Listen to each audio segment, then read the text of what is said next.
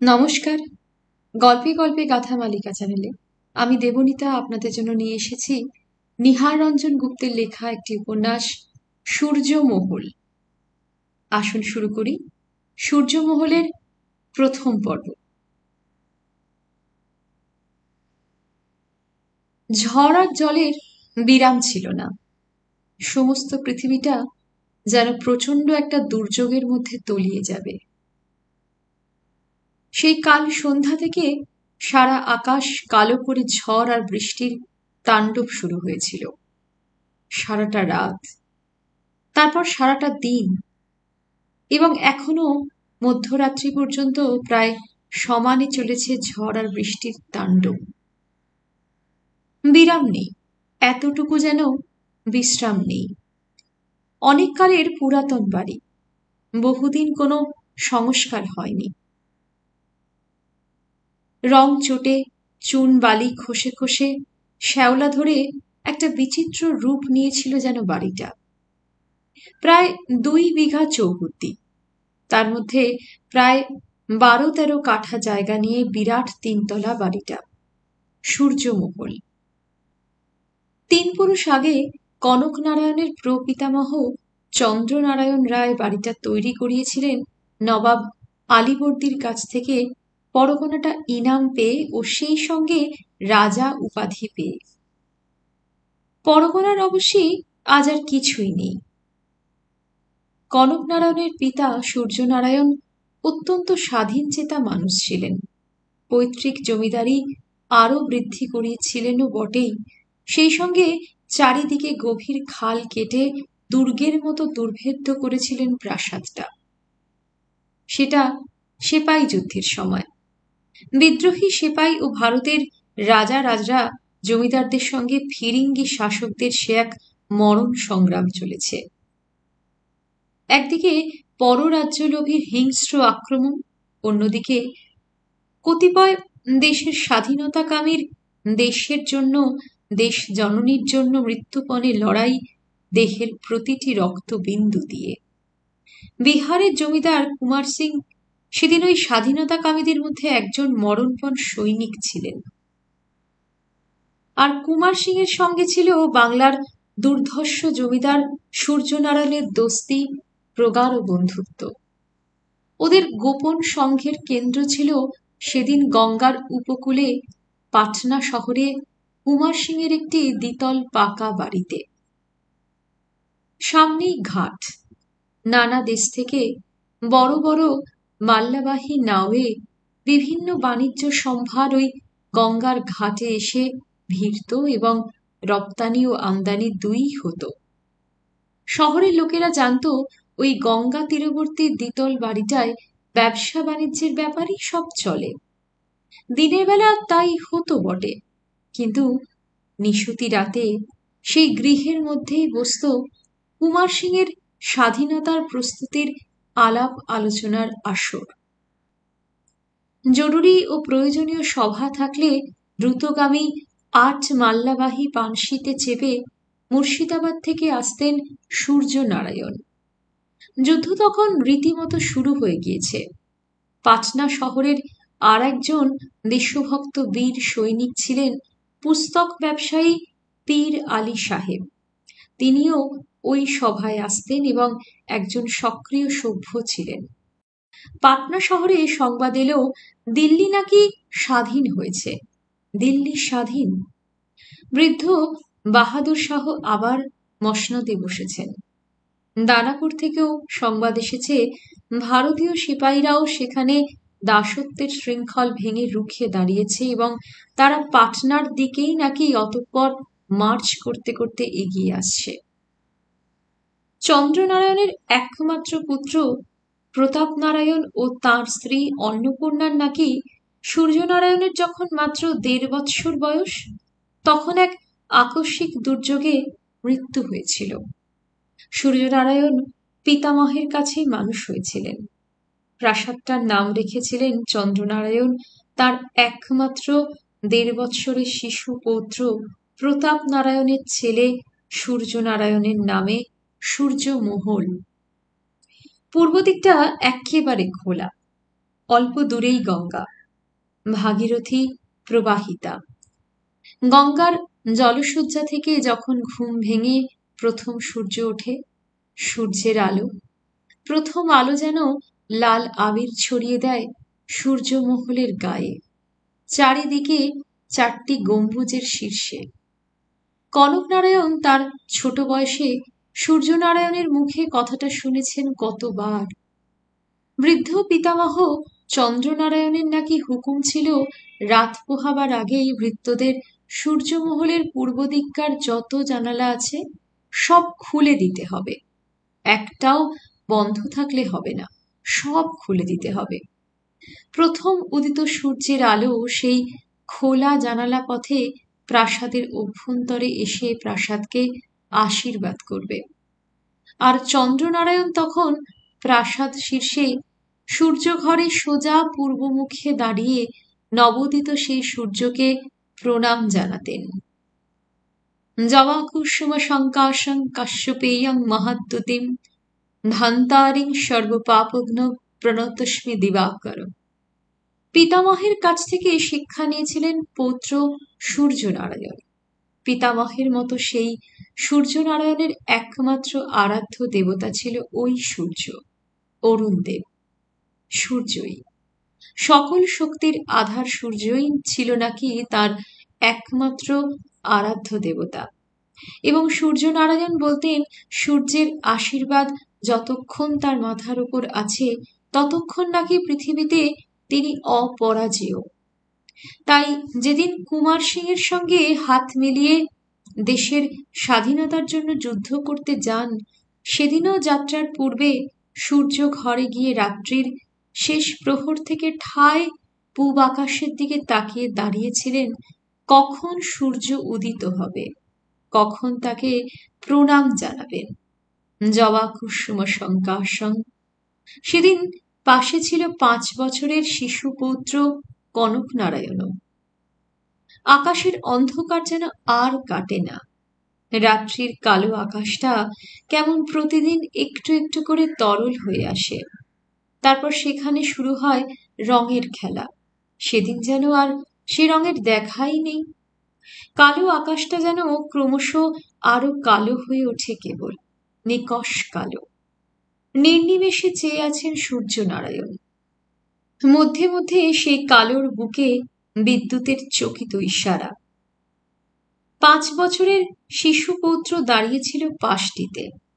সে একসময় প্রশ্ন করে, দাদু, আকাশ এত কালো কেন? রাত্রি কখন শেষ হবে?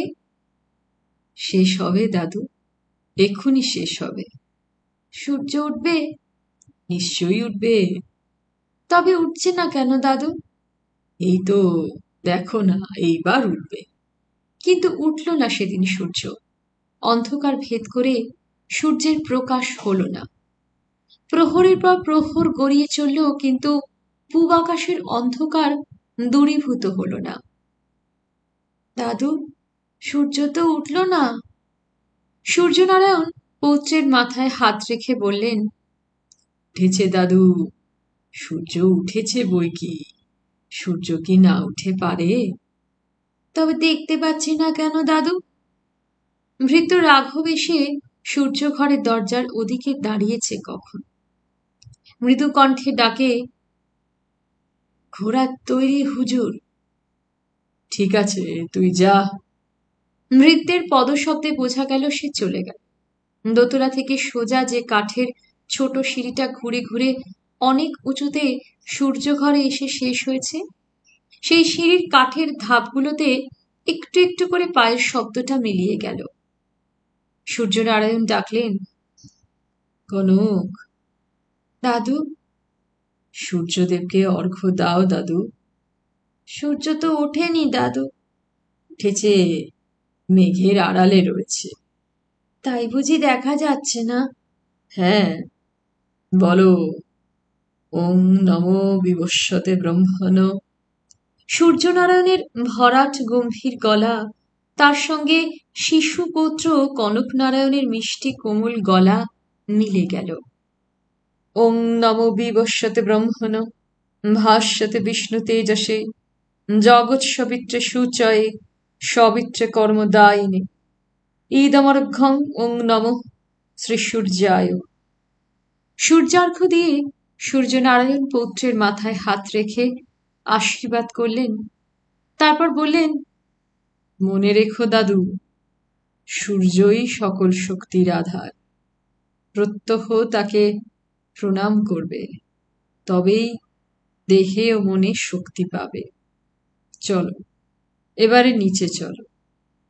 নিচে অপেক্ষা করছিলেন সূর্যনারায়ণের স্ত্রী ইন্দ্রাণী দেবী, অপরূপ রূপবতী মহিলা। তার কাছ থেকে বিদায় নিয়ে সূর্যনারায়ণ অশ্বের পৃষ্ঠে গিয়ে আরোহণ করলেন। ফিরে আর তাকালেন না। ঝড়ের বেগে যেন অশ্বারূঢ় হয়ে দৃষ্টির বাইরে চলে গেলেন। আকাশে তখন আরো মেঘ পুঞ্জে পুঞ্জে চারিদিক একেবারে কালো করে দিয়েছে। মধ্যে মধ্যে বিদ্যুতের চমকানি। প্রচন্ড একটা ঝড় উঠবে, একটা দুর্যোগ যে অত্যাসন্ন হয়ে উঠেছে বুঝতে সেটা আদৌ কষ্ট হয় না। ইতিমধ্যে হাওয়া ছেড়েছিল, আর সেই সঙ্গে বৃষ্টি। কনকনারায়ণের যেন কেমন বিশ্রী একটা কান্না পায়। সত্যি কেন যে সেদিন তার কান্না পেয়েছিল সে নিজেও তা জানে না। পাশেই ইন্দ্রাণী পাথরের মতো দাঁড়িয়েছিলেন, অন্ধকারের দিকে স্থির দৃষ্টিতে তাকিয়ে। কনকনারায়ণ একসময় মৃদু কণ্ঠে ডাকে, দিদা। ইন্দ্রাণী কোনো কথা বলেন না, কেবল পার্শ্বে দণ্ডায়মান পৌত্রের মাথায় হাতটা রাখেন। দাদু কোথায় গেল দিদা? যুদ্ধ করতে। যুদ্ধ করতে? কার সঙ্গে যুদ্ধ দিদা? ইংরেজির সঙ্গে। কেন দিদা, তাদের সঙ্গে যুদ্ধ কেন? তারা যে আমাদের দেশ কেড়ে নিয়েছে, তাই বুঝি আমরা যুদ্ধ করে কেড়ে নেব? হ্যাঁ।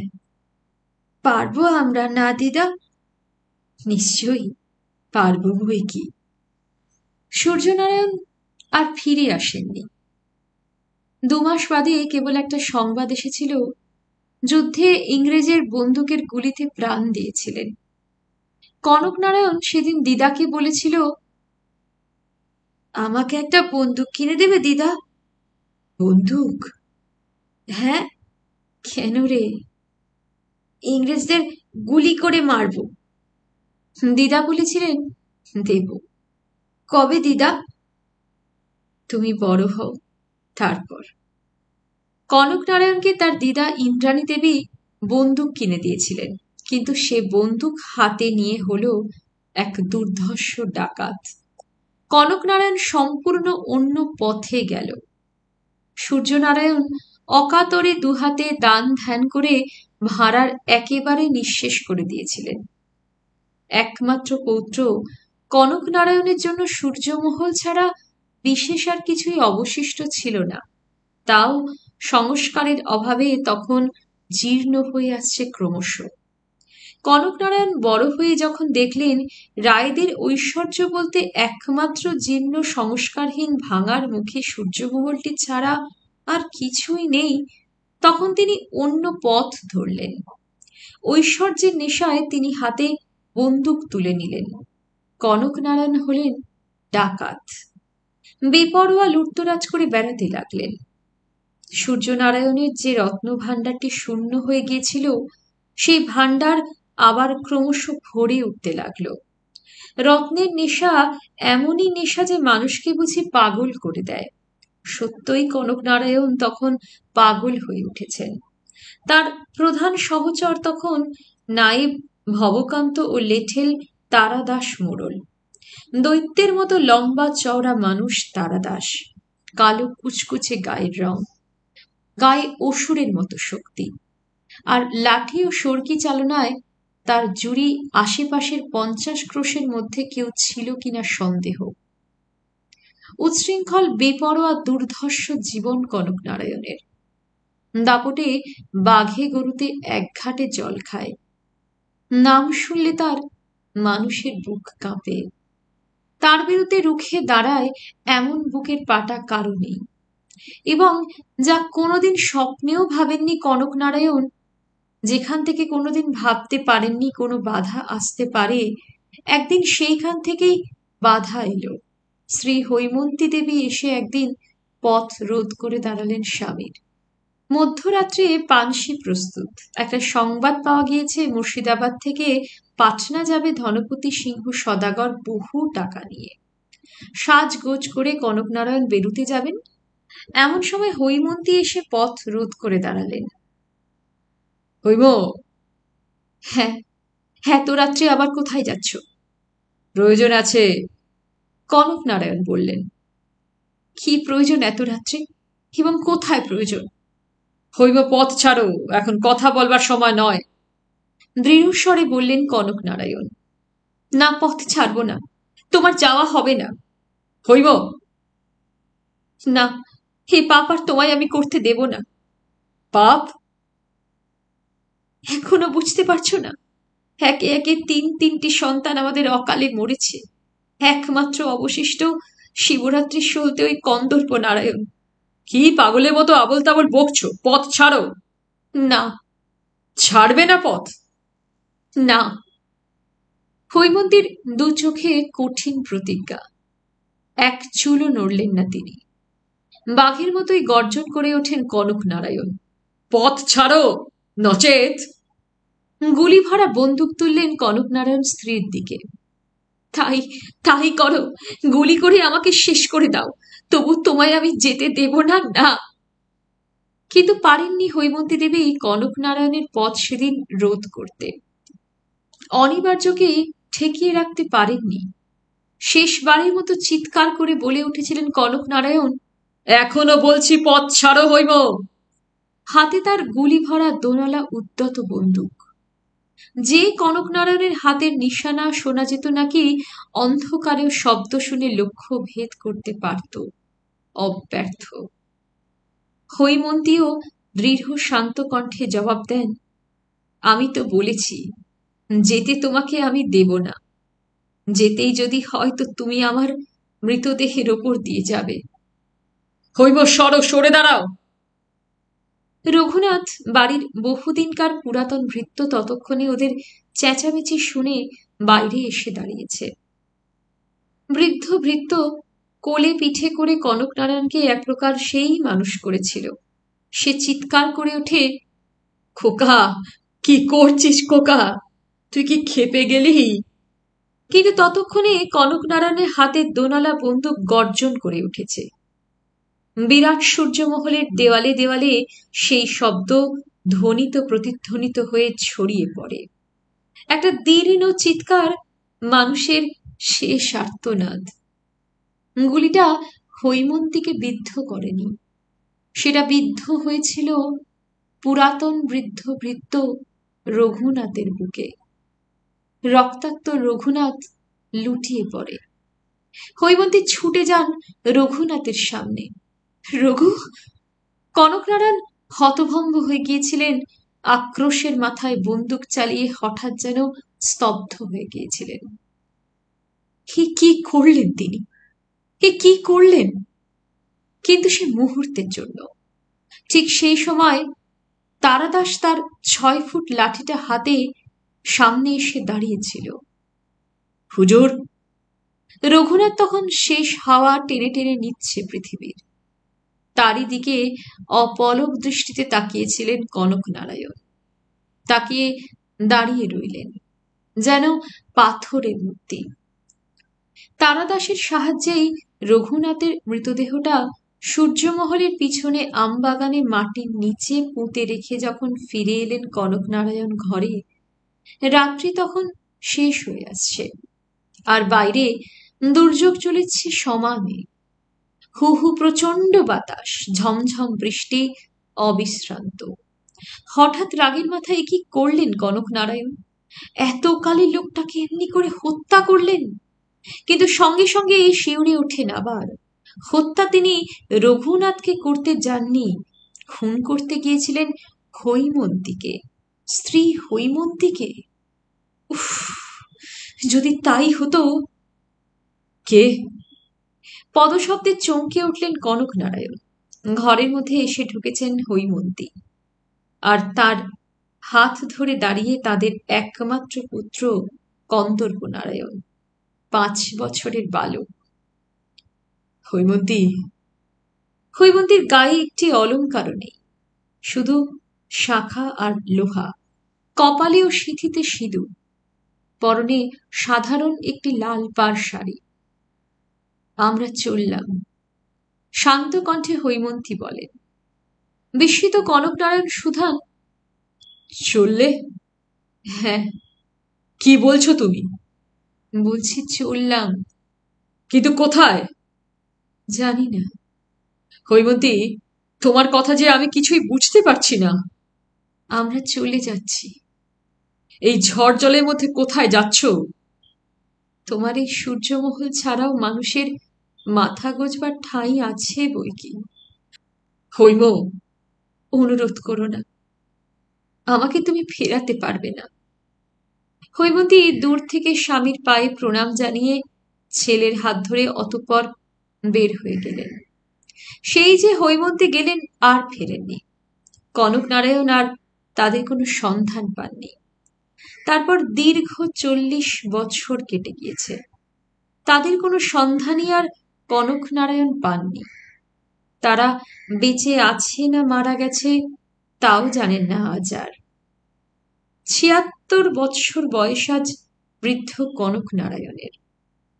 আজ তিনি দীর্ঘদিন ধরে রোগ শয্যায়, বলতে গেলে পঙ্গু, একক শয্যায় শুয়ে থাকেন সর্বক্ষণ।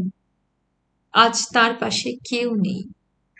বিরাট সূর্যমহলে আজ নিজে রোগশয্যায় পঙ্গু এবং মানুষজনের মধ্যে তার চিরদিনের সহচর বৃদ্ধ তারাদাস আর দূর সম্পর্কীয় ভ্রাতুষ্পুত্র নরেন্দ্র নারায়ণ। নরেন্দ্রর বয়স 30 থেকে 32-এর মধ্যে, এবং সবাই জানে কনক নারায়ণের মৃত্যুর পর নরেন্দ্র নারায়ণই হবে সূর্যমহলের একমাত্র মালিক।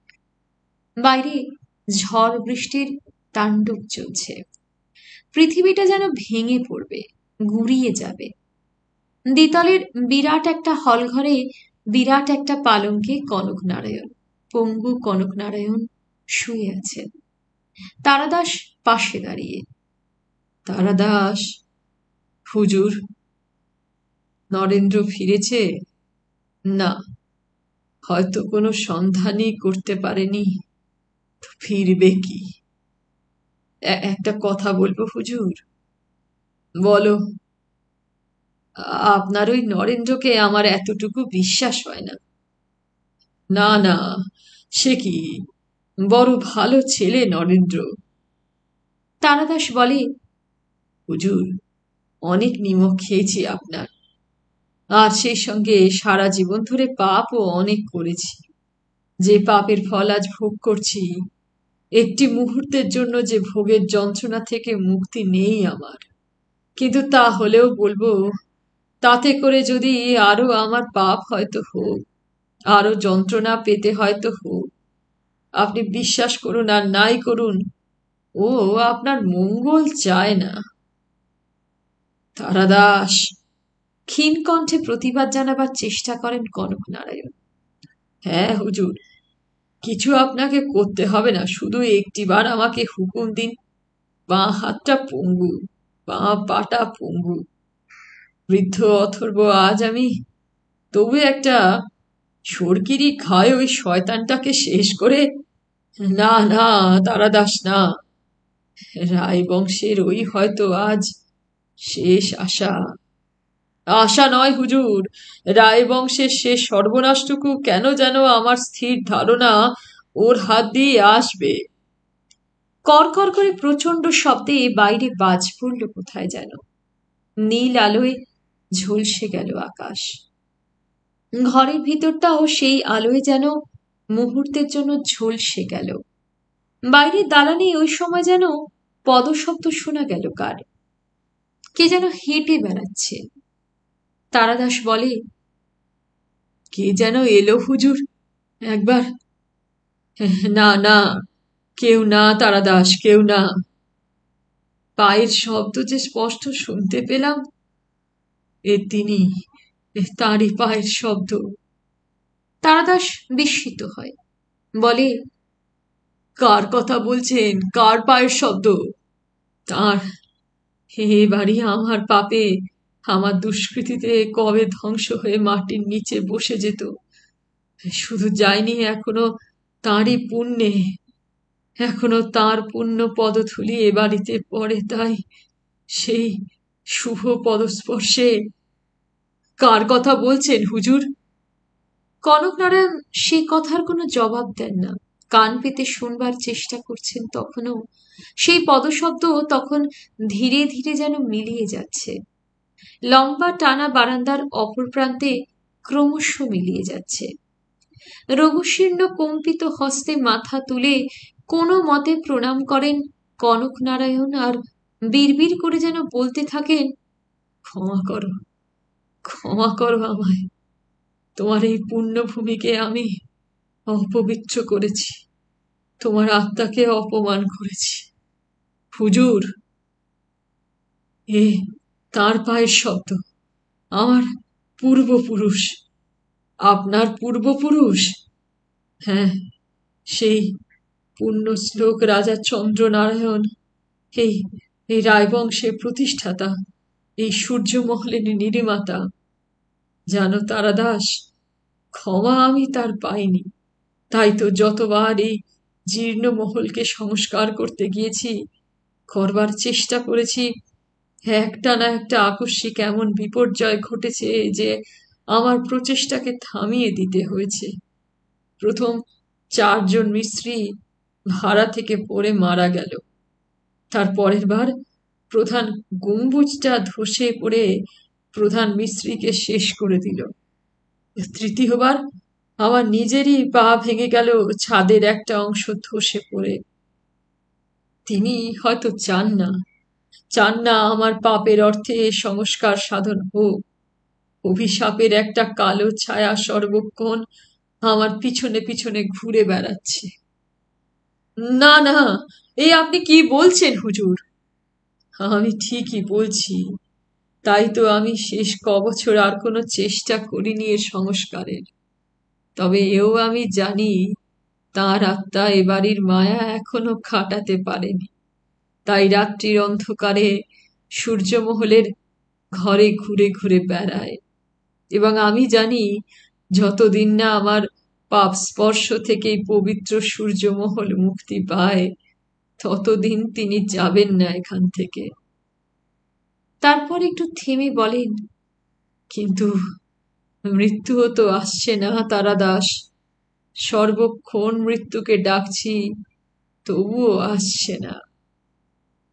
কনকনারায়ণের কথা শেষ হলো না। নরেন্দ্রনারায়ণ এসে ঘরে ঢুকল। সর্বাঙ্গ জলে ভেজা, রায়বংশের বিপরীত একেবারে মানুষটা। বেটে খাটো কালো, আর চোখ দুটোতে যেন শয়তানি একেবারে ঝিলিক মারছে। কে? আমি নরেন্দ্র জ্যাঠামশাই। নরেন্দ্র, কোনো খবর পেলে? না, এবার আরো দূরে দূরে গিয়েছিলাম। পেলে না? না, আমার তো মনে হয় তারা সেই ঝড় জলের রাত্রে হয়তো। চুপ করো নরেন্দ্র, মিনতি করে ওঠেন কনকনারায়ণ। ও কথা বলো না, বেঁচে আছে। কন্দর্প নারায়ণ না বেঁচে থাক, নিশ্চয়ই তার ছেলে বা পুত্র কেউ না কেউ বেঁচে আছে। যাও, তুমি আমাকে একটু একা থাকতে দাও। নরেন্দ্রনারায়ণ ঘর ছেড়ে চলে গেল। রাত্রি আরো বাড়তে থাকে, দুর্যোগ যেন আরো বেশি হতে থাকে। তারাদাস তেমনি কনকনারায়ণের শিয়রের সামনে দাঁড়িয়ে আছে। বাতাসে ভাঙা শার্সির পাল্লাগুলো কাঁপছে থেকে থেকে। তারাদাস, ক্ষীণ কণ্ঠে ডাকলেন কনকনারায়ণ। হুজুর, আমার দিন গোনা পৃথিবীতে শেষ হয়ে এসেছে, বুঝতে পারছি। কবিরত্ন বলেছেন আবার আপনি সুস্থ হয়ে উঠবেন হুজুর। মৃদু হাসলেন কনকনারায়ণ। হুলু, ও কিছু জানে না। ভিতরে ভিতরে আমার যে শেষ হয়ে আসছে, আমি কি তা বুঝতে পারছি না? হাঁপাতে লাগলেন কনক নারায়ণ। একটু জল দাও, অন্নপূর্ণা দিদিকে ডেকে আনি। না না, সে বুড়ি, বয়স হয়েছে, ঘুমুচ্ছে, তাকে আর এখন জাগিও না। অন্নপূর্ণা এক ব্রাহ্মণের বিধবা, অনেক দিন ধরে আছে কনক নারায়ণের আশ্রয়ে, তাকে রান্না করে দেয়, অনেক বয়স হয়েছে। কনক নারায়ণ বললেন, তুমি জল দাও। হুজুর, ভাবছ যাতে তুমি বাগদি আর ব্রাহ্মণ, আমি তোমার হাতে জল খাবো কি করে, তাই না? জাত ধর্ম সব যাবে আমার, না তারাদাস? এককালে সে অন্ধ মোহ আমারও ছিল সত্যি, কিন্তু আর নেই। হুজুর, হ্যাঁ তারাদাস, মানুষের একটি মাত্র জাত, সে মানুষ, আর কোনো জাত নেই। মানুষ মাত্রের দেহেই যদি ভগবান থাকেন, তো ভগবানের ছোঁয়া লেগে বা তার হাতের জল খেলে কি জাত যেতে পারে? না, যায় না। দাও তুমি জল। তবু ইতস্তত করতে থাকে তারাদাস, দীর্ঘদিনের সংস্কার। কিন্তু কনক নারায়ণ আবার তাগিদ দেন, ওই দাও। একান্ত কুণ্ঠার সঙ্গেই জল এনে দিলেও একটা পাথরের গ্লাসে তারাদাস ঘরের এক কোণে কলসি থেকে ঢেলে ঢক ঢক করে সেই জল পান করলেন কনক নারায়ণ। আহ, জুড়ালো প্রাণটা। যাও, এবারে ঘরের দরজাটা বন্ধ করে দিয়ে এসো। তারাদাস প্রভুর মুখের দিকে তাকায়। যাও, আর দেরি করো না। ভালো করে জ্ঞান থাকতে থাকতে তোমাকে সব বলে যেতে চাই। তারাদাস ঘরের দরজায় অর্গল তুলে দিয়ে ফিরে এলো। বন্ধ করেছ? হ্যাঁ। শোনো তারাদাস, তুমি আমাকে স্পর্শ করে প্রতিজ্ঞা করো। হুজুর, প্রতিজ্ঞা করো, আমি যে কথা আজ তোমায় বলবো, একমাত্র যদি আমার বংশধর কন্দর্প নারায়ণ বা তার কোনো পুত্র কন্যা আসে এবং তুমি তার পরিচয় সম্পর্কে নিশ্চিত হও, তবেই তাকে কথাটা বলবে, নচেত কখনো মুখ খুলবে না। মুখ খুলব না? না, বরং সে কথা কেউ আর জানতে পারবে না, সেও ভালো। তবু আমার কন্দর্প নারায়ণ বা তার পুত্র কন্যারা ব্যতীত আর কেউ যেন জানতে না পারে। কথা দাও? তাই হবে হুজুর। আমার শিয়রের নিচে পালঙ্কের মধ্যে একটা গুপ্ত কোটর আছে। গুপ্ত কোটর? হ্যাঁ, আমার মৃত্যুর পর সেই গুপ্ত কোটর চাবি দিয়ে খুললে তার মধ্যে একটা নীল মলাটের খাতা পাবে। তার মধ্যেই আমার যা বলবার সব পাবে। চাবি? চাবিটা সূর্য ঘরের দক্ষিণ দিককার দেওয়ালে একটা গুপ্ত কোটরে আছে। হ্যাঁ, শোনো। কিন্তু কনক নারায়ণের বলা হলো না। হঠাৎ তাকে থামতে হলো। ঘরের বদ্ধ দরজায় প্রচন্ড করাঘাত শোনা গেল, আর শোনা গেল নরেন্দ্রর কণ্ঠস্বর, তারাদাস, দরজা খোলো। তারাদাস!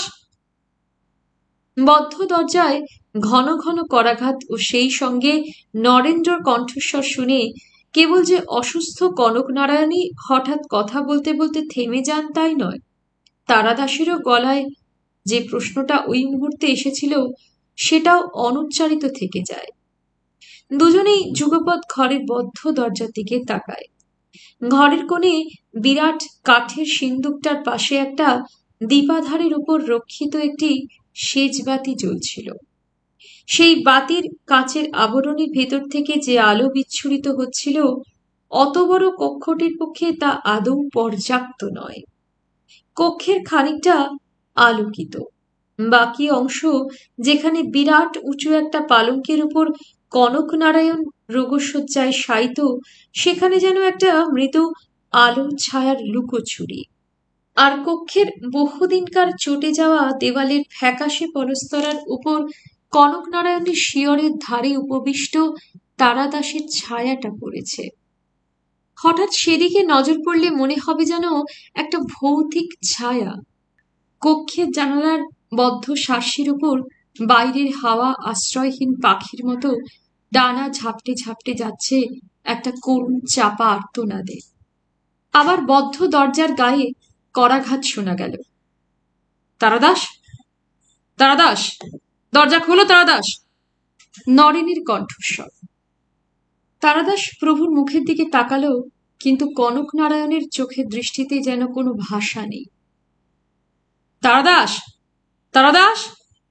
প্রবল একটা হাওয়ার ঝাপটা লেগে বদ্ধ জানালার পুরাতন শাসি ঝনঝন শব্দ করে ওঠে।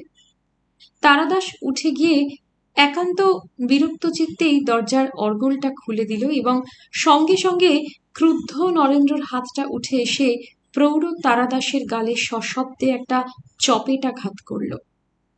গর্জন করে উঠল নরেন্দ্র, হারামজাদা, তখন থেকে দরজা ধাক্কাচ্ছি, চেঁচিয়ে গলা ফাটাচ্ছি, কানে যায় না? খোলা দরজা পথে এক ঝলক এলোমেলো হাওয়া এসে কক্ষের মধ্যে প্রবেশ করে সেজবাতির আলোর শিখাটা কাঁপিয়ে দেয়। অকস্মাৎ চটটা খেয়ে তারাদাস কয়েকটা মুহূর্তের জন্য যেন বিমূঢ় বোবা হয়ে গিয়েছিল। নড়াচড়া দূরে থাক, শব্দটুকু পর্যন্ত গলা দিয়ে বের হয় না তার।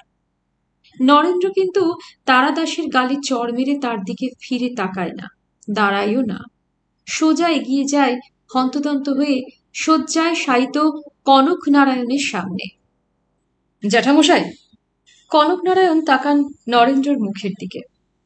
কনকনারায়ণের আপন ভ্রাতুষ্পুত্র নয় নরেন্দ্র নারায়ণ, চন্দ্রনারায়ণের এক বৈমাত্রেয় ভাই ছিলেন, যিনি আসলে চন্দ্রনারায়ণের পিতার সমস্ত সম্পত্তি পেয়েছিলেন এবং শান্তিপুরে বসবাস করেছিলেন বৈদুর্য নারায়ণ।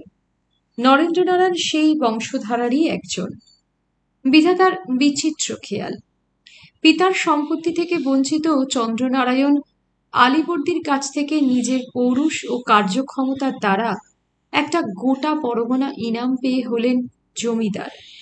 আর বৈদুর্য নারায়ণ পিতার সমস্ত সম্পত্তি পেলেও তার পরবর্তী দুই পুরুষে সবকিছু নিঃশেষ হয়ে গেল। তার বংশকে অতি সাধারণ এক গৃহস্থের পর্যায়ে নেমে আসতে হয়েছিল। কয়েক বছর পূর্বে কনকনারায়ণ অসুস্থ অকর্মণ্য হবার মাস 4-5 বাদেই নরেন্দ্র নারায়ণ তার জ্যাঠামশাইয়ের কাছে এসে আশ্রয় ভিক্ষা করে কাঁদতে কাঁদতে। কি জানি কেন রোগশয্যায় শায়িত অসহায় রুগ্ন পরনির্ভর কনকনারায়ণ নরেন্দ্র নারায়ণকে নিরাশ করতে পারলেন না। নরেন্দ্র সূর্যমহলে আশ্রয় পেল। শুধু আশ্রয় পাওয়াই নয়, ধূর্ত নরেন্দ্র নারায়ণ কিছুদিনের মধ্যেই ওই রুগ্ন অসহায় দুর্বল মানুষটির গোপন দুর্বলতাটুকু কোথায় টের পেয়ে গিয়েছিল। হতভাগ্য বৃদ্ধ আজও ভুলতে পারেননি তার স্ত্রী হৈমন্তীকে, যিনি একদিন স্বামীর অনাচারে বিদ্রোহিণী হয়ে তার একমাত্র বালক পুত্র কন্দর্প নারায়ণের হাত ধরে দীর্ঘ 40 বছর আগে এক রাত্রে সূর্যমহল ছেড়ে চিরদিনের জন্য চলে গিয়েছেন। তিনি নিজে তখন যুবক, তারপর একটা যুগ চলে গেছে। আজও ভুলতে পারেননি তার একমাত্র বংশধর কন্দর্প নারায়ণকে। বয়স তখন কন্দর্প নারায়ণের মাত্র 5 বছর। বৃদ্ধের বিশ্বাস আজও তার স্ত্রী পুত্র বেঁচে আছে। কোথাও না কোথাও এই পৃথিবীর মধ্যেই তারা আজও বেঁচে আছে। চতুর নরেন্দ্র বৃদ্ধের ওই বিশ্বাসটুকুরই সুযোগ নিতে এতটুকু দেরি করল না। বলে, আমারও অস্থির বিশ্বাস জ্যাঠামশাই, দাদা জ্যাঠাইমা আজও নিশ্চয়ই বেঁচে আছেন। বুঝিস? আগ্রহে উত্তেজনায় উঠে বসেন শয্যার উপরে কনক নারায়ণ। তুই তুই বলছিস নরেন? নিশ্চয় বলছি আমি। জানিস, এই কথাটা এতদিন কেউ একবারও আমায় বলেনি। এই সান্ত্বনাটুকু আমায় দেয়নি রে বাবা। আপনি কিছু ভাববেন না জ্যাঠামশাই, তারা বেঁচে আছেন আজও নিশ্চয়ই। যেমন করে যেখান থেকে পারি আমি খুঁজে আনবই। পারবি বাবা? সত্যি বলছিস পারবি? পারবো, নিশ্চয়ই পারবো। বেঁচে থাক বাবা, বেঁচে থাক। আমি বলছি, হৈমন্তী বা কন্দর্পকে যদি তুই খুঁজে বের করতে পারিস, তারা তোকে ত্যাগ করবে না। আর তারা যদি তোকে ত্যাগ করেও, আমি তোর এমন ব্যবস্থা করে যাব। জ্যাঠামশাইয়ের মুখের দিকে ব্যাকুল সতৃষ্ণ দৃষ্টিতে চেয়ে থাকে নরেন্দ্র নারায়ণ। বুড়োর মুখ থেকে কিছু সে শুনতে চায়। কনক নারায়ণও হয়তো বলতেন, কিন্তু বাধা দিল তাকে তারাদাস। তারাদাস শিয়রের এক পাশে দাঁড়িয়েছিল ওই সময়। তাড়াতাড়ি বাধা দিল, ও সব কথা এখন থাক হুজুর। সঙ্গে সঙ্গে জ্বলন্ত আক্রোশ ভরা দৃষ্টিতে নরেন্দ্র তারাদাসের দিকে তাকায়, কিন্তু কোনো কথা বলতে পারে না। তারাদাসের চেহারাটার দিকে তাকিয়েই বোধ হয়। দৈত্যের মতো লম্বা একটা মানুষ, বৃদ্ধ হয়েছে, তথাপি দেহের প্রতিটি পেশি যেন সজাগ, স্পষ্ট। কালো পাথরে গড়া যেন একটা দৈত্য। কনক নারায়ণেরও আর বলা হলো না, নরেন্দ্ররও আর শোনা হলো না। সে পুনরায় পূর্ব প্রসঙ্গে ফিরে গেল। আমার জন্য আপনাকে ব্যস্ত হতে হবে না, সে তো আমার কর্তব্য, অবশ্য করণীয়। আমি প্রতিজ্ঞা করছি, যেমন করে পারি তাদের খোঁজ করে এনে দেব। এনে দে বাবা, এনে দে। তার ক্ষমা না পেলে যে মৃত্যু আমার আসবে না। এরকম যন্ত্রণা দিনের পর দিন, রাতের পর রাত আমায় কুড়ে কুড়ে খাবে। নরেন্দ্র ভেবেছিল বুড়ো শয্যাশায়ী রোগজীর্ণ শকুনিটার বিরাট সম্পত্তির আঁচ পাবে। কারণ ৮-১০ জনের মতো সেও শুনেছিল দীর্ঘদিন ধরে ডাকাতি করে কুবেরের ঐশ্বর্য আহরণ করেছিলেন কনক নারায়ণ, এবং তার ঐশ্বর্যের ব্যাপারটা একটা কিংবদন্তির মতোই দাঁড়িয়ে গিয়েছিল আশেপাশে 10টা গ্রামের শহরে। নরেন্দ্র বাইরে কন্দর্প নারায়ণ ও তার মাকে খুঁজে বের করবার আর দিনে রাত্রি সুযোগ পেলেই সূর্যমহলের কক্ষে কক্ষে গোপনে কনক নারায়ণের সঞ্চিত লুক্কায়িত কুবেরের ঐশ্বর্য খুঁজে বের করবার চেষ্টা করে। ইচ্ছা করে কনক নারায়ণকে ঘুরিয়ে ফিরিয়ে কথাটা জিজ্ঞাসা করবার, কিন্তু ওই শয়তান বৃদ্ধ শকুন তারাদাসটা সর্বক্ষণ এমন করে কনক নারায়ণের উপরে 10টা সজাগ চোখ মেলে রেখেছে যে সেই সুযোগটুকুই পায় না। একদা গঙ্গা তীরে বিরাট একটা দুর্গের মতো ছিল যেন 4 মহলা বাড়ি সূর্যমহল। আজ গঙ্গা বহুদূর সরে গেছে। একদিন হয়তো এর কক্ষে কক্ষে হাসি, গান, আনন্দ, আলোর ঝর্ণা বইত, সর্বক্ষণ গম গম করত। হাত যেন একটা পরিত্যক্ত কবরখানা, শূন্য, খাঁ খাঁ করছে সর্বত্র। বড় বড় কক্ষগুলি শূন্য পড়ে আছে, দরজায় দরজায় তালা দেওয়া। সেসব তালার বেশিরভাগ দীর্ঘদিন ধরে না খোলার জন্য মরিচা পড়ে গিয়েছে। সূর্যমহলের বর্তমান মালিক ও তার সাগরেদ তারাদাসের মতো জীর্ণ হয়ে গিয়েছে। কোনোদিন হয়তো আর সেসব তালা খোলা হবে না, খুলবে না ওইসব বদ্ধ দরজা। ভেতরে দীর্ঘদিনের সঞ্চিত ধুলোবালি, বদ্ধ হাওয়া ও অন্ধকারে বাইরের আলো প্রবেশ করবে না হয়তো আর কখনো।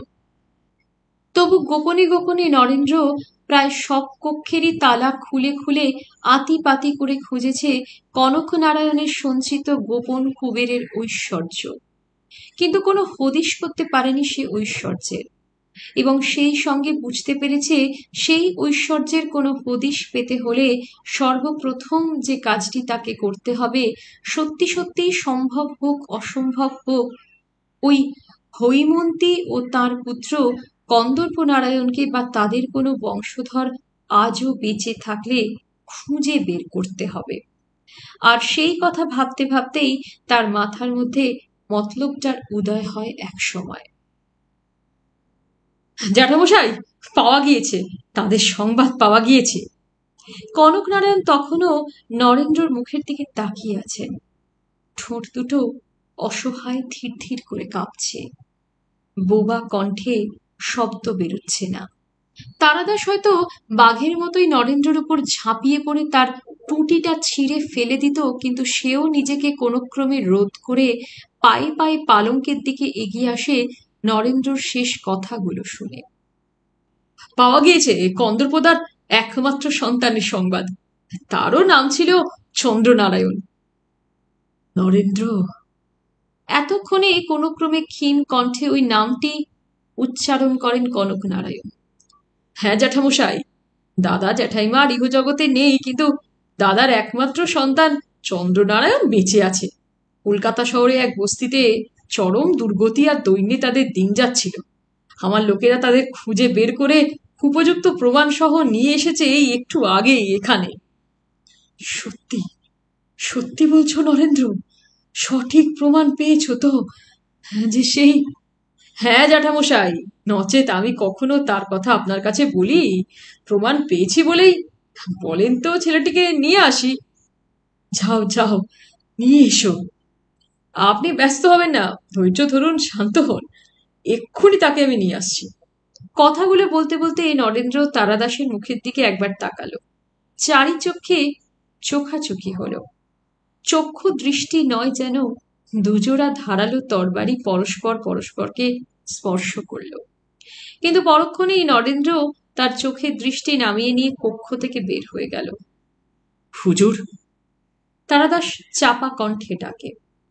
যাও যাও তারাদাস, আমার দাদু ভাই এসেছে, তাকে হাত ধরে ঘরে নিয়ে এসো।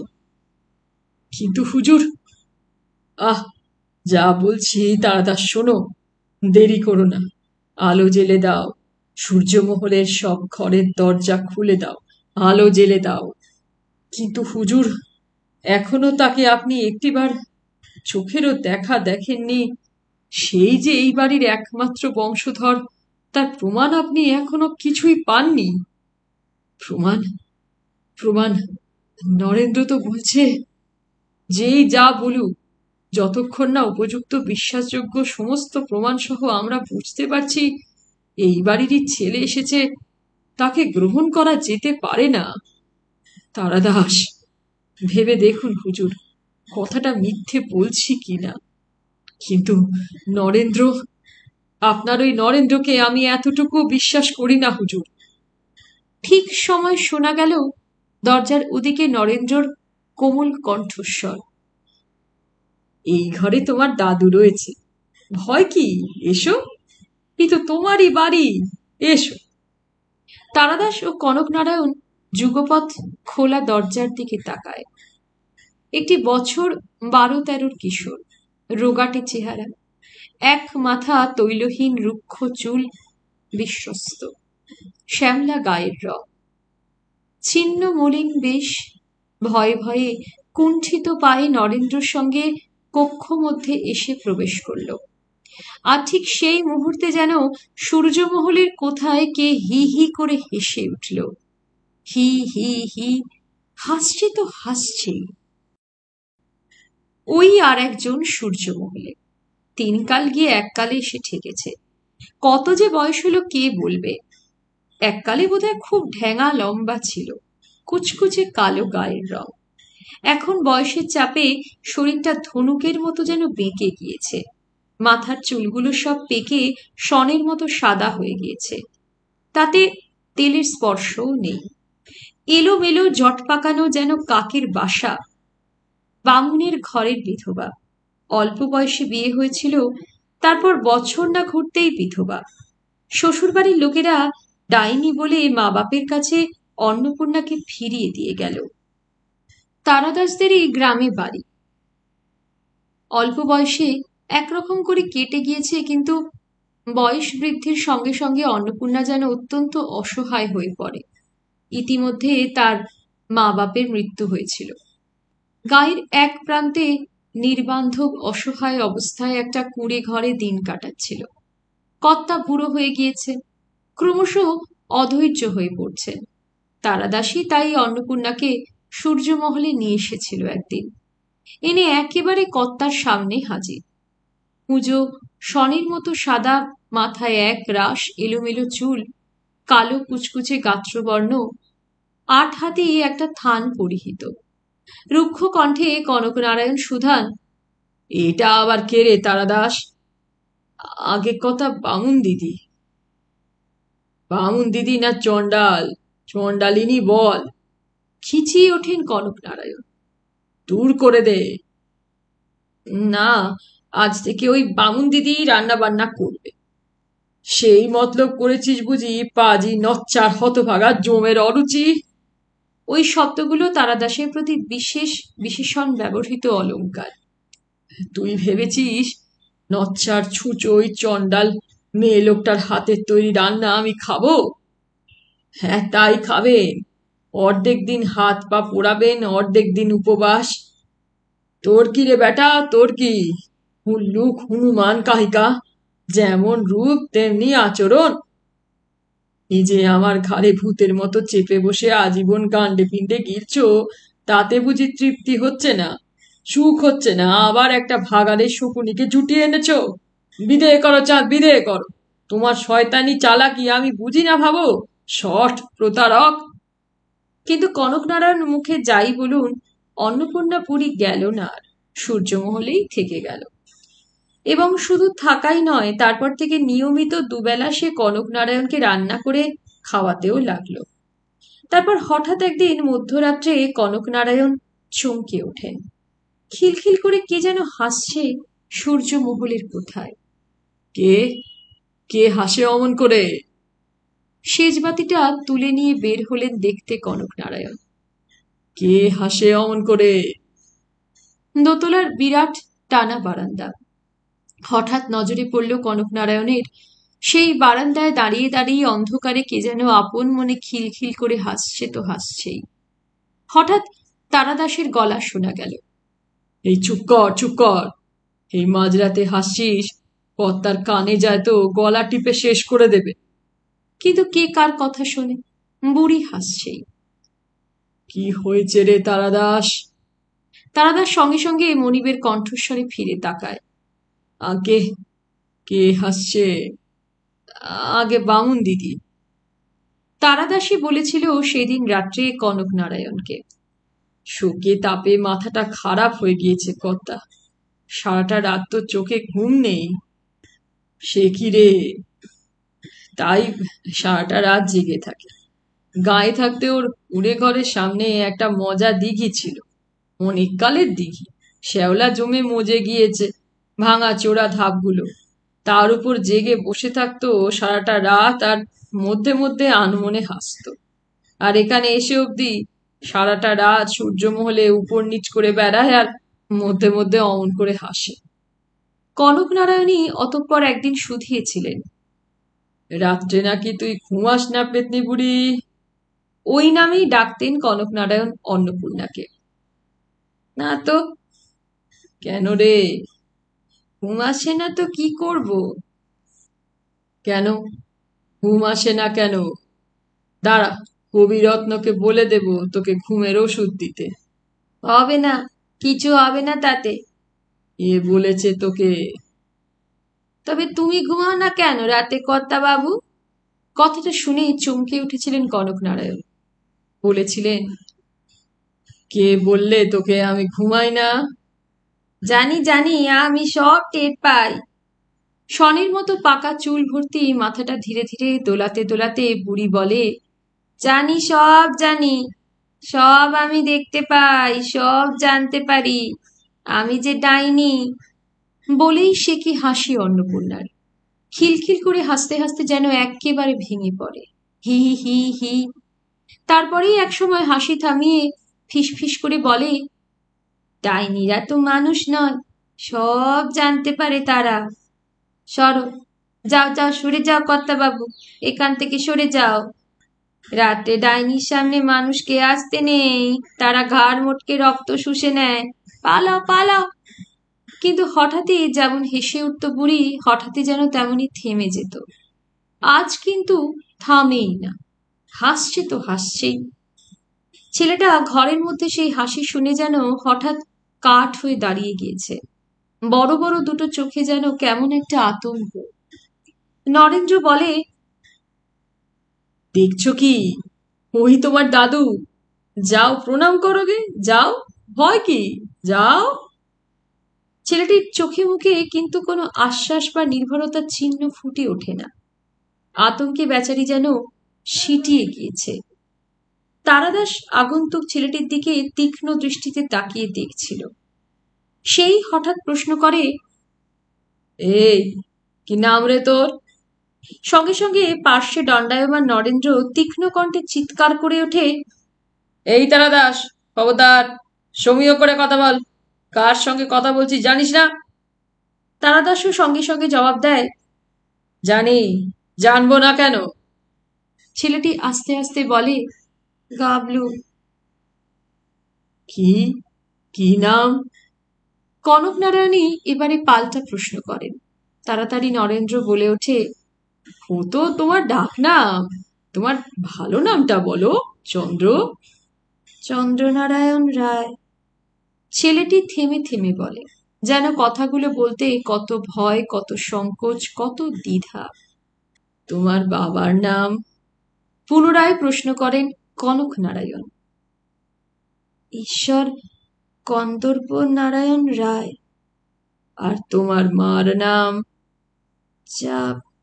জানি না তো। মা বেঁচে নেই?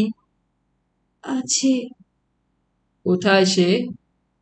মাও তো আমার সঙ্গে এসেছে, বাইরে দাঁড়িয়ে আছে। এবার নরেন্দ্রই বলে, ওদিকে ডেকে আনি জ্যাঠামশাই। ঘরে আসতে সাহস পাচ্ছেন না আপনি না বললে। কনকনারায়ণ নরেন্দ্র সে কথার কোনো জবাব দিলেন না, কিন্তু সেজন্য নরেন্দ্র অপেক্ষা করা বা ইতস্তত কিছুই করল না। ঘর থেকে বের হয়ে গেল এবং একটু পরে অবগুণ্ঠনবতী একটি বিধবা মহিলা এসে কুণ্ঠিত পায়ে ঘরে প্রবেশ করল। ধীরে ধীরে এগিয়ে এসে প্রণাম করলেও গলায় আঁচল দিয়ে পালঙ্কের সামনে কনকনারায়ণকে উদ্দেশ্য করে, তারাদাস, বলেন।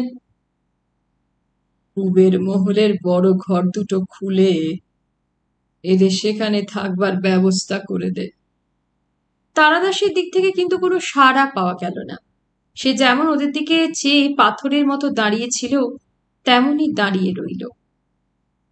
এই তারাদাস, শুনছিস? হতচ্ছাড়া পাজি, আমার কথাগুলো নবাবজাদার কানে গেল না? না? নরেন্দ্রই তখন বলে, আপনি ব্যস্ত হবেন না জ্যাঠামশাই, আমি সব ব্যবস্থা করে দিচ্ছি। চলুন বৌদি। এসো চন্দ্র। দুজনকে নিয়ে নরেন্দ্র কক্ষ থেকে বের হয়ে গেল। ওদের পায়ের শব্দ ঘরের বাইরে মিলিয়ে যাওয়ার সঙ্গে সঙ্গেই তারাদাস বলে, এ কি করলেন কর্তা? ভালো করে খোঁজ খবর না নিয়ে একেবারে মহলে জায়গা করে দিলেন। তারাদাস, কি প্রমাণ ওরা দাখিল করেছে যে ওরা আপনার বেটার বউ নাতি? কি বলছিস রে? ঠিকই বলছি, কিছুই তো জিজ্ঞাসা করলেন না। তুই বলতে চাস আমার সামনে এসে ওরা মিথ্যে পরিচয় দিয়েছে, মিথ্যে কথা বলেছে? সত্যি যে বলেছে তারও তো কোনো সঠিক প্রমাণ পাননি। এত বড় বুকের পাটা হবে একটা মেয়ে ছেলের, একটা বাচ্চা ছেলের। কেন হবে না? খুব হবে। তাই যদি হয়তো জানবি এক গুলিতে দুটোকে শেষ করে দেব। নিয়ে আয় আমার বন্দুক। বন্দুক দিয়ে কি হবে? নিয়ে আয় বলছি, পাজি নচ্ছার ছুঁচো। আমার বন্দুক, আমার সঙ্গে চালাকি, আমাকে ধাপ্পা দেবে? আমি কনক নারায়ণ। কর্তা থামুন, উত্তেজিত হবেন না। নেহি, কবি নেহি, লাও মেরা বন্দুক লাও। কনকনারায়ণ আবার চিৎকার করে উঠলেন। আর ঠিক সেই মুহূর্তে প্রথমে নরেন্দ্র ও তার পিছনে সেই বিধবা মহিলা এসে ঘরে ঢুকল। মহিলা ডাকল, বাবা। তপ্ত আগুনে যেন কে অকস্মাৎ জল ঢেলে দিল। আগন্তুক মহিলার বাবা ডাক শোনার সঙ্গে সঙ্গে যেন দপ করে নিভে গেলেন কনকনারায়ণ। তাকালেন মহিলার দিকে। মুখের উপরে ঘোমটা আর নেই, ঘোমটাটা একেবারে কপালের উপরে তুলে দিয়েছে। বয়স খুব বেশি হবে না, 25 থেকে 30-এর মধ্যে। সিঁদুরহীন সাদা সিথি ও কপাল, কালো মুখখানির উপর যেন জলে ভরা টলটলে দুটি চোখ, কয়েকটি চূর্ণ কুন্তল শীর্ণ কপালের উপর এসে পড়েছে। সমস্ত মুখখানি যেন কেমন বিষণ্ণ, শুষ্ক, মলিন। ঠোঁট দুটো একবার যেন কেঁপে উঠল। তারপর মহিলা বললে, বাবা, আপনার হয়তো বিশ্বাস হয়নি যে সত্যিই আমি আপনার পুত্রবধূ কিনা। স্বাভাবিক, খুবই স্বাভাবিক। তাছাড়া আমিও তো কোনো প্রমাণই এখনো পর্যন্ত আপনার কাছে দাখিল করিনি। কনকনারায়ণ হঠাৎ যেন নিজেকে কেমন বিব্রত বোধ করেন, কোনো কথাই প্রত্যুত্তরে বলতে পারেন না। মহিলা আবার বলে একটু থেমে, আমাদের বিয়েটা একটা আকস্মিক ব্যাপার। আমার শাওরি ঠাকুরুনের মৃত্যুর বছর খানেক বাদে হঠাৎ হয়েছিল। আমি দুঃখীর ঘরের দুঃখিনী মেয়ে, একটা বস্তির মতোই পাড়ার পাশাপাশি দুটো বাড়িতে আমরা থাকতাম। আমার স্বামী, আমার শাওরি ঠাকুরুন আর আমার মা, অথর্ব পঙ্গু বাপ ও আমি পাশাপাশি থাকতে থাকতেই পরিচয় হয়। আমাকে তিনি, আমার শাওরি ঠাকুরুন, স্নেহ করতেন। তুমি তুমি বলতে চাও? হঠাৎ কনকনারায়ণ বলেন, আমার স্ত্রীর তার বাপের বাড়ির অবস্থা অত ভালো থাকা সত্ত্বেও আমার একমাত্র ছেলের হাত ধরে বস্তি বাড়িতে গিয়ে উঠেছিল। নিচতা নোংরামিকে সে কত ঘৃণা করত। জানি বাবা, সব আমি জানি। তাই বোধহয় তিনি মাথা নিচু করে কখনো তার বাপের বাড়ি ফিরে যাননি। দুঃখের সঙ্গে যুদ্ধ করেছেন, কিন্তু হার স্বীকার করেননি, মাথা নিচু করেননি। এমনকি বিশ্বাস করুন বাবা, আমার স্বামীর অকাল মৃত্যুর পরও বছর তিনেক তিনি বেঁচে ছিলেন, কিন্তু তখনও তিনি তার সত্য পরিচয় আমাকে জানতে দেননি। প্রথম আমি জানতে পারি তার মৃত্যুর আগের দিন। অকস্মাৎ যেন মহিলাটিকে থামিয়ে দিয়ে চিৎকার করে উঠলেন কনকনারায়ণ, থামো থামো, চুপ করো, ওসব কথা আমি শুনতে চাই না। কে শুনতে চেয়েছে ওসব বাজে কথা, ওইসব পাগলের প্রলাপ তোমার মুখ থেকে? কথাগুলো বলে পরিশ্রমে উত্তেজনায় যেন কনকনারায়ণ হাঁপাতে থাকেন। বাবা, এই অভাগিনীর নাম সরজু। বেশ, আপনি যখন শুনতে চান না, আর বলবো না। বলবার আমার ইচ্ছাও ছিল না, কারণ আমি জানতাম এসব কথা আপনার সহ্য হবে না। মনের মধ্যে আপনি অত্যন্ত কষ্ট পাবেন। কিন্তু সামান্য একটা চাকরের কথা শুনে যখন আপনি... ও মা! হঠাৎ যেন বাঘের মতো গর্জন করে ওঠেন কনকনারায়ণ। একটা যেন প্রচন্ড থাবা বসিয়ে দেন সরজুর মুখের উপরে। কনকনারায়ণের আচমকা চিৎকারে সরজুও থতমত খেয়ে গিয়েছিল, বোবা হয়ে গিয়েছিল। খবরদার, তারা দাসকে অসম্মান করবার আগে মনে রেখো, এতটুকু ওর অসম্মান হলে এ বাড়িতে তোমার জায়গা হবে না। থাক থাক কথা। তারাদাসী এবারে বাধা দেয়। সরজু মাথা নিচু করে থাকে, এবং তার চোখের ওই সময়কার দৃষ্টিটা দেখা যায় না বটে। দেখা গেলে তারাদাস অন্তত দেখতে পেত সে দৃষ্টির মধ্যে একই সঙ্গে কি প্রচন্ড ঘৃণা আর ক্রোধ ফুটে উঠেছে। ধীরে ধীরে সরজু মাথা তুলল এবং শান্ত গলায় বলল, আমি জানতাম না বাবা যে এ বাড়িতে পুত্রবধূর চাইতেও সাধারণ একজন ভৃত্যের সম্মানের আসন বেশি উঁচুতে। তার মানে? গর্জে ওঠেন আবার কনকনারায়ণ। কিন্তু না বাবা, অপরাধ হয়ে থাকে যদি ক্ষমা করবেন, কিন্তু আপনার বিশ্বাস হতে পারে এমন কোনো প্রমাণিত আমার পরিচয় সম্পর্কে আমার কাছে নেই। আপনার কাছেও আমি পেশ করতে পারছি না একটি মাত্র প্রমাণ ছাড়া, আর সেটা হচ্ছে আমার শাওরির সূর্যমোহরের বধূ রানীর হাতের সোনার অঙ্গুরীয়। এই দেখুন বাবা, সেটা আমি আজও মাথায় করে রেখেছি। বলতে বলতে আঁচলের প্রান্ত থেকে একটি মিনা করা স্বর্ণাঙ্গুরীয় খুলে এগিয়ে ধরল সরজু কনকনারায়ণের সামনে। একটি স্বর্ণাঙ্গুরীয়, তার উপরে চমৎকারভাবে মিনা করা সূর্য। কনকনারায়ণের ডান হাতের অনামিকাতেও অনুরূপ একটি আংটি ছিল। রায়বংশের প্রতিষ্ঠাতা চন্দ্রনারায়ণের নির্দেশ ছিল এ বংশের ছেলে এবং ছেলের বউকে সূর্য অঙ্কিত স্বর্ণাঙ্গুরীও চিরজীবন অঙ্গুলিতে ধারণ করতে হবে।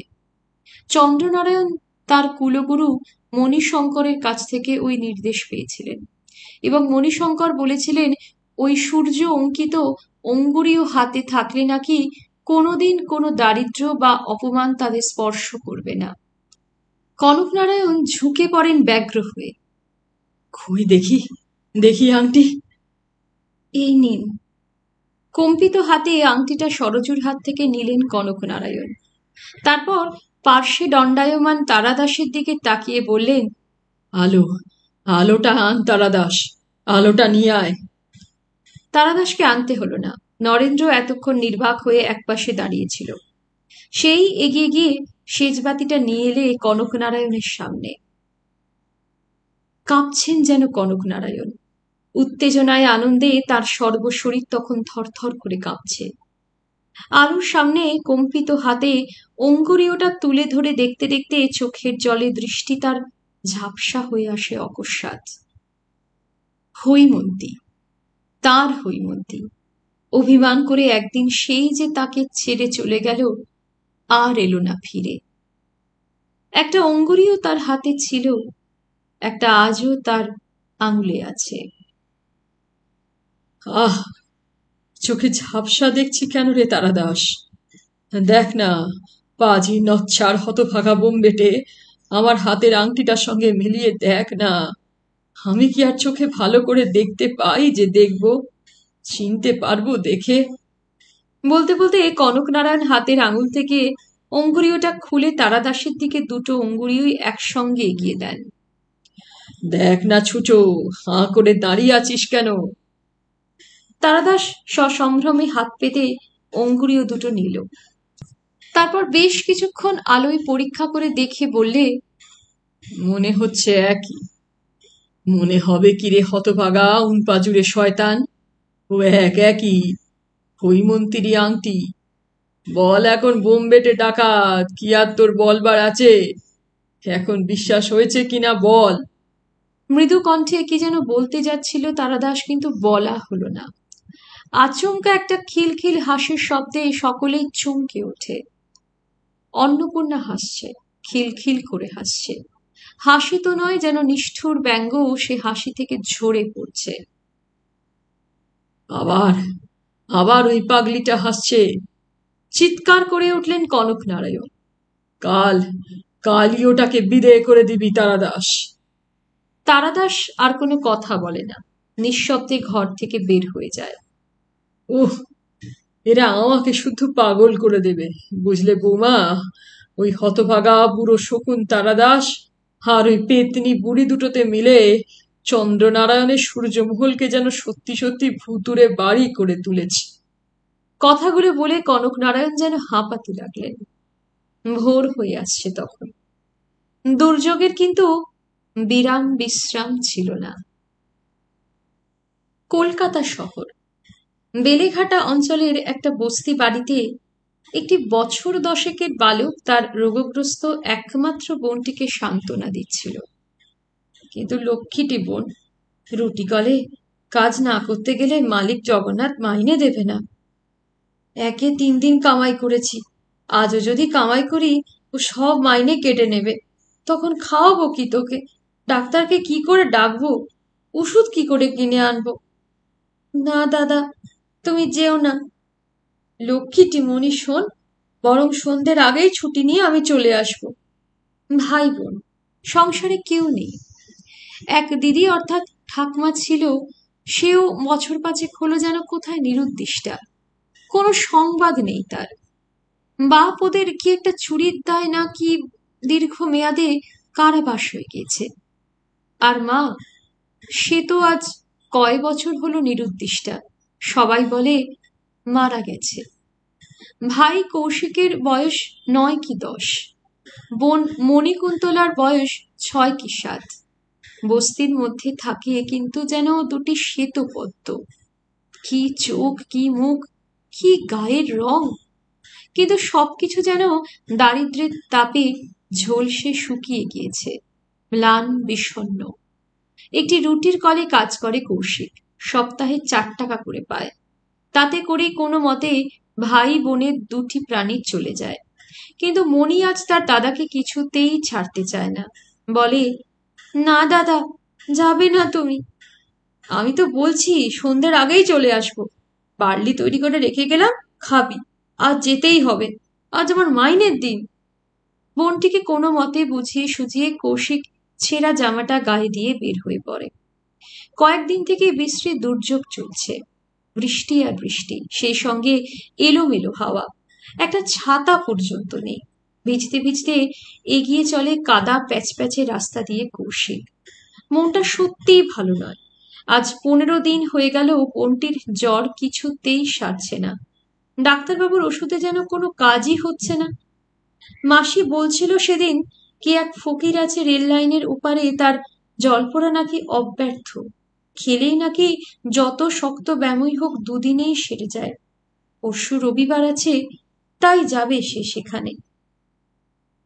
আপন মনে অন্যমনস্ক হয়ে পথ চলে কৌশিক। টেরও পায় না একটা কালো বেটে সন্ডা চেহারা লোক, পরনে একটা ধুতি ও ময়লা কুর্তা, দূর থেকে ওকে অনুসরণ করে চলেছে। লোকটা দূর থেকে ওকে অনুসরণ করছে ও যখন বস্তি থেকে বের হয়ে আসে তখন থেকেই। লোকটা আগাগোড়াই ওকে সারাটা পথ পিছু পিছু অনুসরণ করে চলে। রুটির কারখানায় কৌশিক যখন গিয়ে প্রবেশ করে, দূর থেকে সেটা লোকটা লক্ষ্য করে তারপর ধীরে ধীরে ফিরে চলে অন্য পথ ধরে, এবং অনেকটা পথ অতিক্রম করে বাগবাজারে গঙ্গার ধারে পুরাতন একটা দোতলা বাড়ির সামনে এসে দাঁড়ালো। সদর দরজা বন্ধ ছিল। কড়া ধরে নাড়তে থাকে লোকটা। খটখট খটখট। ভিতর থেকে সাড়া আসে, যাই গো। আজকের মতো শেষ করলাম সূর্যমহল এই উপন্যাসটি। কেমন লাগছে জানাতে পারেন। ভালো লাগলে তো আপনারা লাইক করবেনই। অনেকদিন পর উপন্যাস গল্প এগুলো পড়ে শোনানোর ইচ্ছা রাখছি। আমার চ্যানেলে অনেক গল্প উপন্যাস রয়েছে, প্লেলিস্ট থেকে দেখে আপনারা পছন্দ মতো গল্প উপন্যাস শুনতে পারেন। যদি ভালো লাগে তাহলে অবশ্যই আমার চ্যানেলটিকে সাবস্ক্রাইব করবেন, পাশে থাকবেন। ধন্যবাদ।